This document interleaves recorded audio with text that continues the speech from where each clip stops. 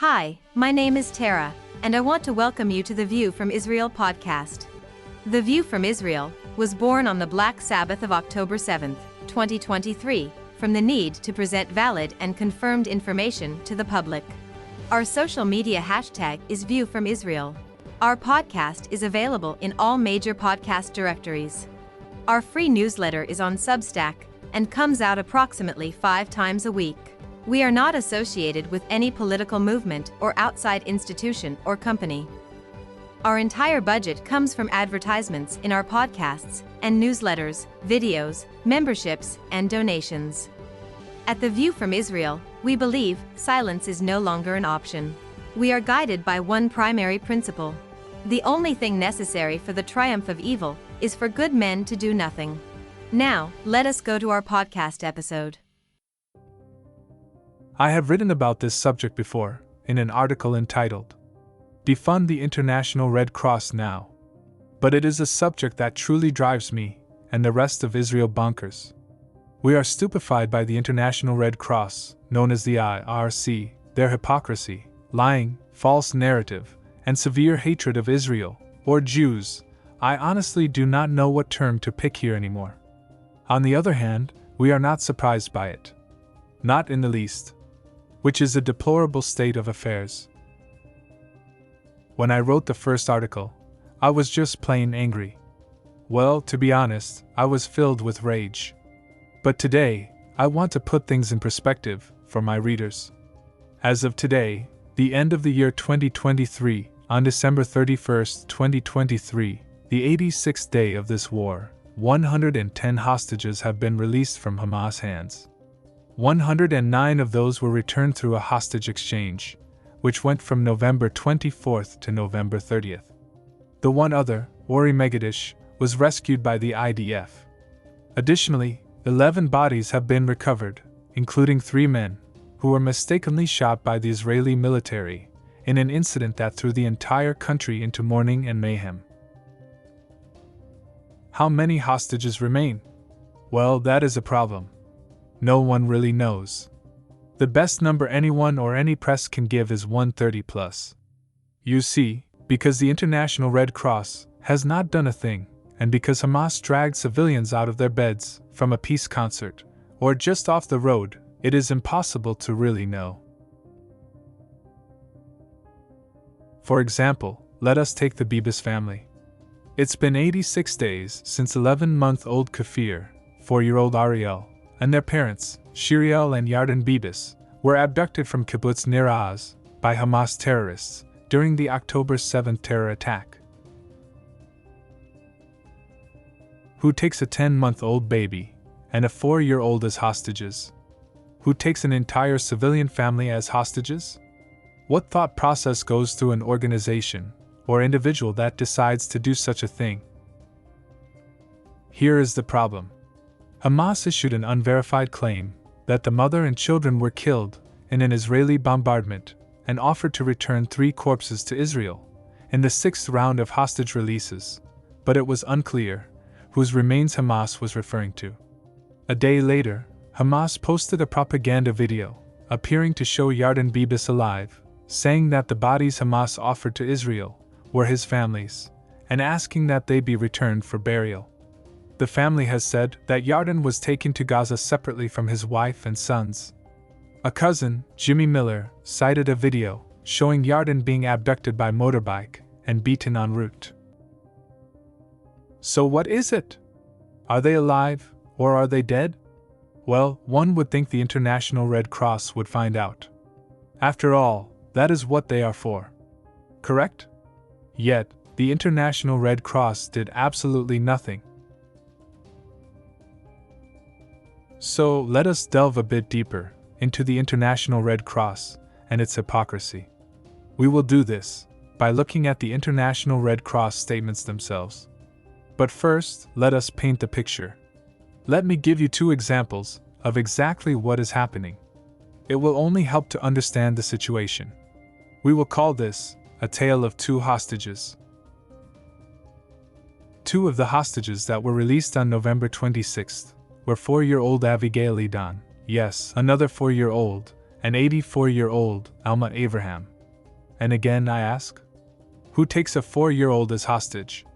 What thought process goes through an organization or individual that decides to do such a thing? This is the story of Abigail Edan. 4-year-old Abigail Edan was taken captive by Hamas terrorists on October 7th, when she was hiding in her neighbor's home, the Brodach family, in Kibbutz Kfar Aza.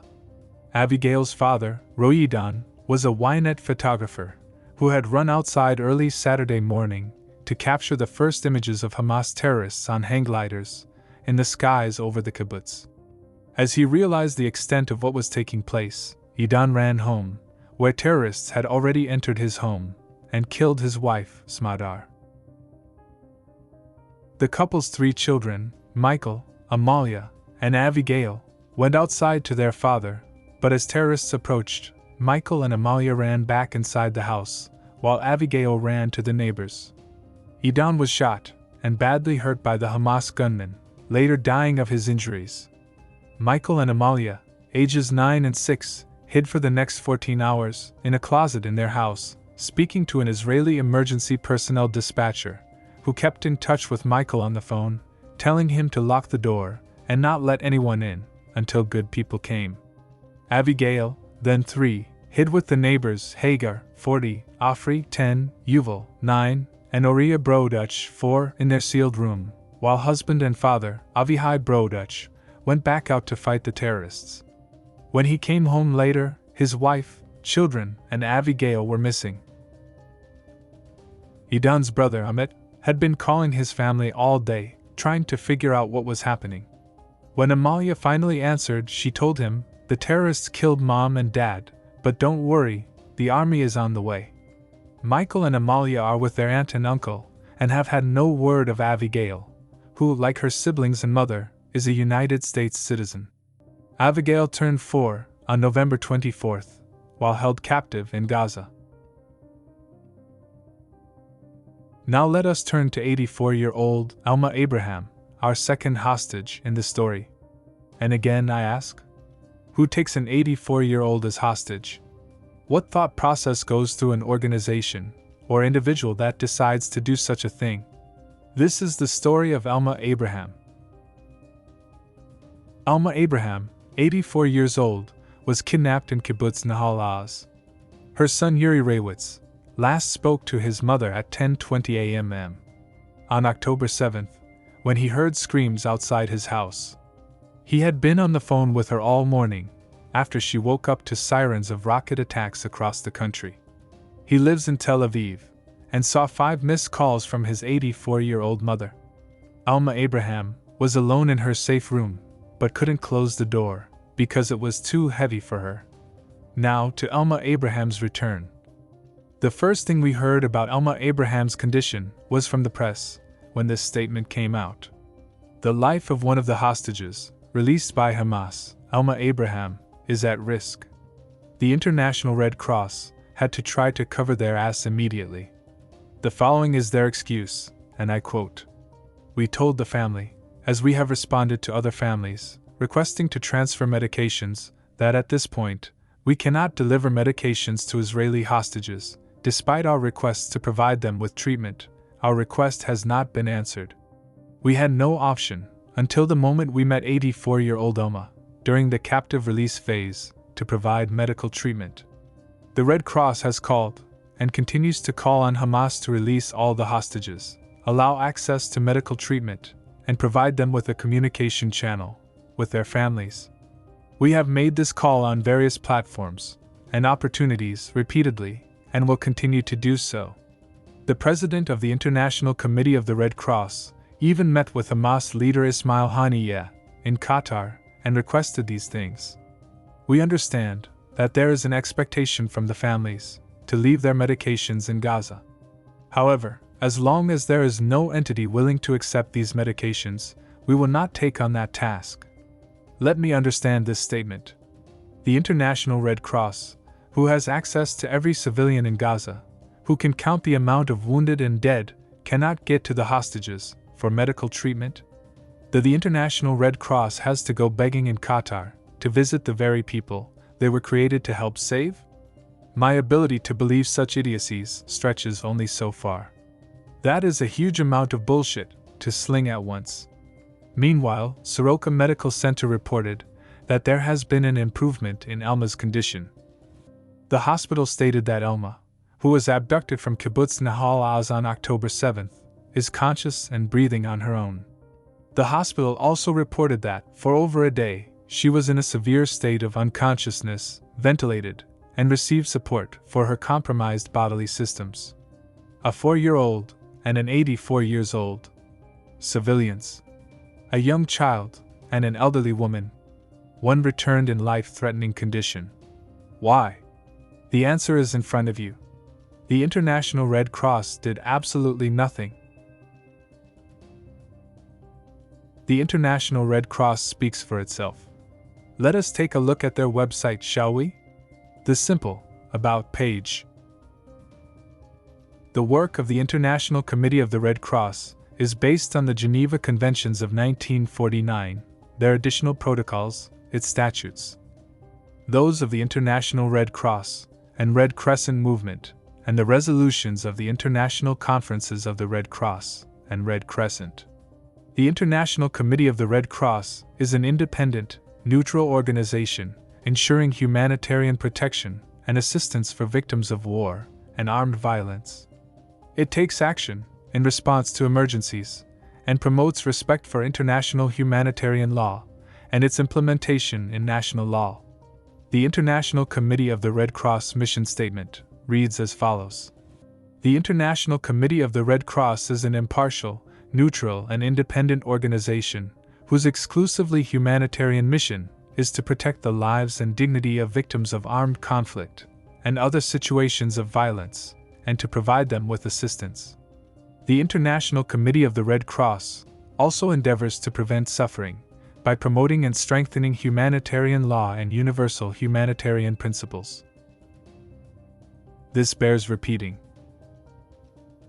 To protect the lives and dignity of victims of armed conflict and violence, and to provide them with assistance. Such a lofty goal. Those are such beautiful words. Too bad they are a lie when it comes to Israel and Jews. Too bad the International Red Cross has never done a thing for Jews since and during the Holocaust. The Holocaust was not a shining example for an organization who lists Albert Einstein as their founding father. The following appeared in the world press. In an article entitled, Red Cross Chief Slams His Own Group's World War II Record.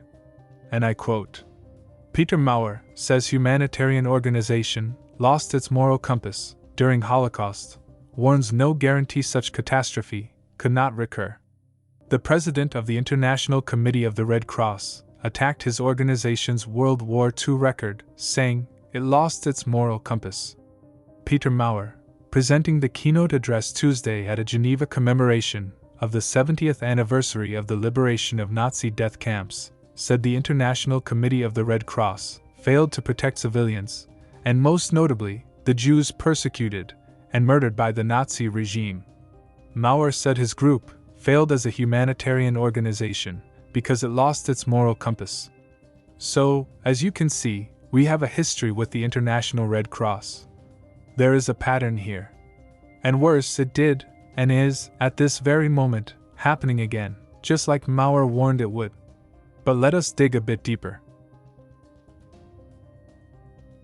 On the International Committee of the Red Cross website, we can read the following. Again, I quote. Israel and the occupied territories. In Israel and the occupied territories, the International Committee of the Red Cross strives to bring about a difference in people's lives through its activities and programs. We act as neutral intermediary, strive to maintain family contacts and reunite families, support livelihood projects, and help improve access to the essential services, like water and electricity. Above all, we stand up for people and promote their rights and dignity. Since the dramatic escalation of the conflict on October 7, 2023, we are sparing no effort to attenuate on both sides the humanitarian consequences of an unprecedented crisis. We are calling for safe and sustained humanitarian access and remind all parties that international humanitarian law protects civilians, medical facilities, and humanitarian personnel. We have been present in Israel and the occupied territories since 1967 and work with the Palestine Red Crescent Society and Magen David Edom in Israel. The International Committee of the Red Cross has offices in Tel Aviv, the West Bank, and Gaza. Such goes the public relations blurb. I will not even comment on the term occupied territories. That is a political statement, in and of itself, that is loaded with negative connotations towards Israel. Not a word about the hostages. The whole blurb tells us how the International Committee of the Red Cross works to protect civilians. Yet not one word about the hostages. Why? Simple. The International Red Cross did absolutely nothing. Let us move on. The International Committee of the Red Cross also runs rescue.org, so anything on that website comes directly from the International Committee of the Red Cross, and they tell you this. They exhort their visitors to learn more at rescue.org. On rescue.org, we find the following. The International Red Cross initiates a response to the humanitarian crisis in Gaza. The International Red Cross will respond to the rapidly deteriorating situation in Gaza, where millions are in desperate need of humanitarian assistance. The International Red Cross is calling for a humanitarian ceasefire to pave the way for addressing pressing humanitarian and protection needs.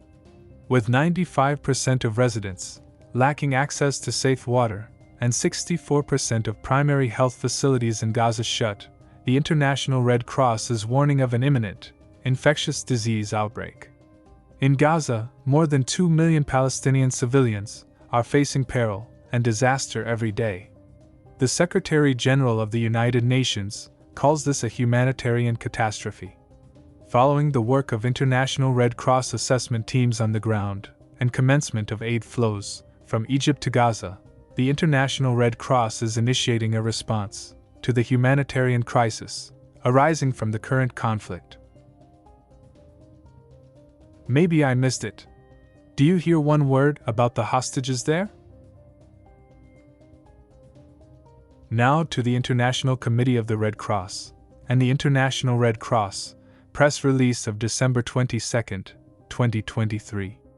Again, I quote, "The International Rescue Committee welcomes the demands for immediate, safe, and unhindered humanitarian access through all available routes to Palestinians throughout Gaza, for international humanitarian law to be upheld, and for the unconditional release of hostages contained in United Nations Resolution 2720.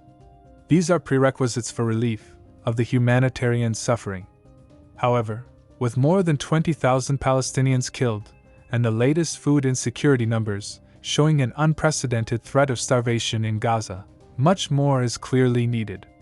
The foundation of United Nations action should be the United Nations Charter and international law. The conflict is a clear threat to regional peace and security, and civilian rights under international law are being woefully disregarded. We reiterate that the only way fully to protect Palestinian lives, enable a sufficient humanitarian response, and offer the best chance of hostage release is to stop the fighting. From a humanitarian point of view, the failure of the United Nations to demand an immediate and sustained ceasefire is unjustifiable. This is what the International Red Cross offers. A statement telling the world what the best chance for hostage release will be. How would they know? They have never visited the hostages. The International Red Cross had done absolutely nothing. Let me get this right. The International Red Cross is set up to, and I quote again, to protect the lives and dignity of victims of armed conflict and violence, and to provide them with assistance. That is what they claim. Yet 86 days into this war, 86 days since these hostages have been taken, and the facts speak for themselves. The International Red Cross has never visited any of the hostages. The International Red Cross has not offered any report on the health of the hostages. The International Red Cross has not given out a simple list of those who were being held hostage in Gaza.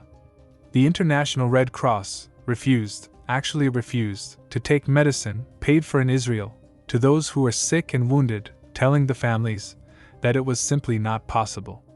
The International Red Cross attempted to defend their silence by showing multiple ambulances moving Hamas members. So, these are the choices we are left with. 1. The International Red Cross is a totally ineffective bunch of bumbling fools who do not deserve $1, as they cannot accomplish their goals in any way. 2. The International Red Cross is the face of evil, and all those working for it are just there to line their pockets. 3. The International Red Cross is politically motivated and will not do a thing for Israelis or Jews. They will work for Palestinians, Gazans, Ukrainians, and all the rest. But the moment it comes to Israel, they will not lift a finger. Not even to bring medicine to an 84-year-old woman and the rest of the wounded and elderly held by Hamas. Not visiting the hostages, not giving Israel a list of the hostages, not checking on their status, and not helping in any way. The only thing they will do is call for an end to fighting, which they well know will allow their Hamas masters to disappear into the tunnels. Or pick choice number 4, which is choices 1, 2, and 3 combined. What is astounding is that Israel is not the only country claiming the International Red Cross is a totally useless organization. The administration in the United States has repeatedly said this. Every government head, whether they be for or against Israel's continued attack on Hamas, has been in shock at the inability of the International Red Cross to do anything. Unfortunately, the International Red Cross will not change. Every single person who works for the International Red Cross in Gaza is hired with the approval of Hamas. Don't believe me? Just look at the total collapse of Gaza now. 200 trucks are driven daily, with humanitarian aid meant for the International Red Cross. Where do the food and medical supplies end up? In the hands of Hamas. Who drives Hamas members around? The International Red Cross, of course. Who only came into the picture when the television cameras were out? The International Red Cross. Suddenly, they appeared like magic when the hostages were released. Not a moment beforehand. So, these are the lessons learned. If you are one of those surprised and puzzled at Israel's stance on Hamas, then don't burn too much brain fuel. It is simple. When a country cannot get the International Red Cross to visit hostages taken, mind you, by the very people the International Red Cross serves. Give Israel a list of the hostages. Deliver medicine to hostages. Tell Israel who is alive, who is wounded, and who is dead. Stop Hamas from killing more hostages. Help the hostages. Then do not expect that country, namely Israel, to honor anything the International Red Cross wants. I will answer the International Red Cross in the same way the American General McAuliffe answered the Nazis when they asked his troops to surrender during the Battle of the Bulge. To the German commander, nuts. That was his entire answer. Nuts. And that, due to various rules of the social networks, is all I can say. Nuts to you, International Red Cross. And in the same vein, that is what we must say to the International Red Cross. We do not expect you to change, International Red Cross. We do not expect you to help. We do not expect any empathy from you. Do you not think something is terribly wrong with this picture? Do you not think that when you accuse Israel of attacking the poor Hamas terrorists, despite what has occurred, will you not stop for one moment and ask yourselves, what the hell is going on here? Can anyone actually defend the International Red Cross? Is this not the picture of a completely corrupt, duplicitous, hypocrisy-ruled organization? In the end, maybe this whole effort at exposing them is just blowing in the wind. I know nothing will change. So does all of Israel. So why even write this? Perhaps the answer lies in the overused quote, attributed to Edmund Burke, that I use for the view from Israel.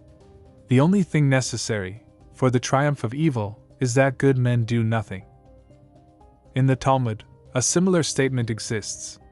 Stand up and be that person in a place where no such person exists. I guess, blowing in the wind, all boils down to the simple statement: silence is not an option. Thank you for listening.